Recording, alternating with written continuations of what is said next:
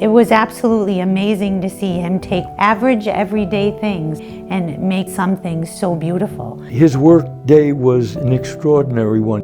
He was a quiet genius. There's no doubt that he was certainly the smartest man I ever met in my life.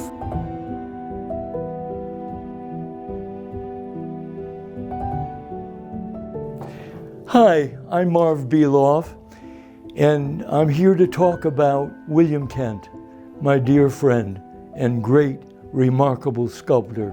I first met him as a child. My grandparents had brought me over with my father. They wanted to show me a certain piece. It was raw log with squid on one end. It was amazing to have an artist live right next door to us. We would go over as a family. We were always amazed at how he took average, everyday things and to scale made them surreal, forcing the observer to look at it and to realize there was beauty in things that you looked at every day. He would do a great big safety pin, 5 feet tall. He would do a 400-pound sculpture of Hetty Green, the Witch of Wall Street. He would make a pepper, a green pepper, and have a wooden saw sawing through it. A 6-foot tall hammer or a 8-foot tall barber's razor. In those days, people weren't really interested in what he was doing, but it was fascinating and brilliantly well done. Bill had a difficult life. Artists do have difficult lives. We all took care of each other. We all helped Bill get along because he was alone. He was more than just an artist to us. He was a friend. In the whole history of the farm, the only piece of property that was sold was that barn right there, which is the art barn of William Kent. Hello, welcome to the William Kent Art Foundation, his home and also his studio, which we will be going through. I'm Greg Carrera, one of his neighbors that I met him many, many years ago. I was driving by his property and I noticed a wheelchair on his lawn and then an elderly man. So I stopped and we became friends. He'd bring his coffee and he would start working. Everything was done by hand.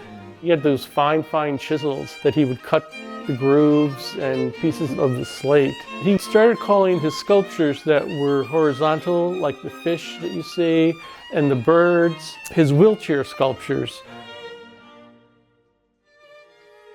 When he passed, we opened this up and we saw this poster that he had printed of "Friends are nice." And that's the way Bill was. Once you got to know him, he was just the happiest, the nicest person. He really cared for a lot of people.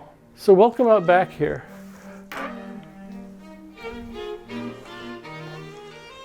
Some of the first things you're going to see are his slates. He hand carved them and then started doing monoprints. These are some of the pieces that he did from little tiny models that he picked up at flea markets. He had a huge stereo system, and you could hear classical music blaring.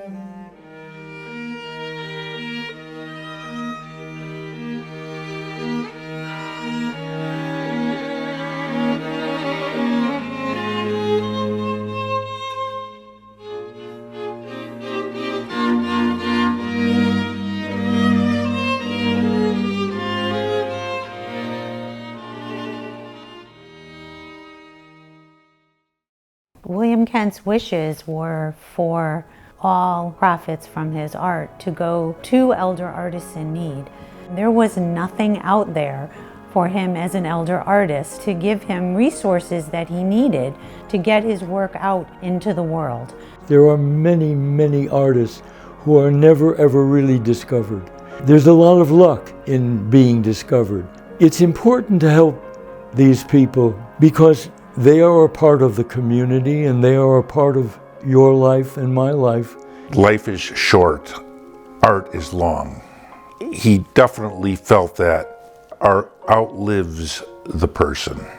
He would be so happy that his foundation would be working night and day to try to help other elderly artists. Part of our mission is to aid elder artists in them feeling that they're no longer forgotten, that there's a place for them in the world.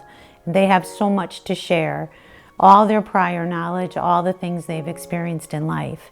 That should be open to the world to learn from. I'm here to endorse and encourage everyone to consider the artist who does something because he can't help himself. He just has to create. Is it work or is it pleasure or is it? It's both. When I finish after 4 or 5 hours of work, I'm exhausted. But it's my life. I'm creating something. Doing something I think is some value, ultimate value. I don't think many people really achieve that in their lives. No.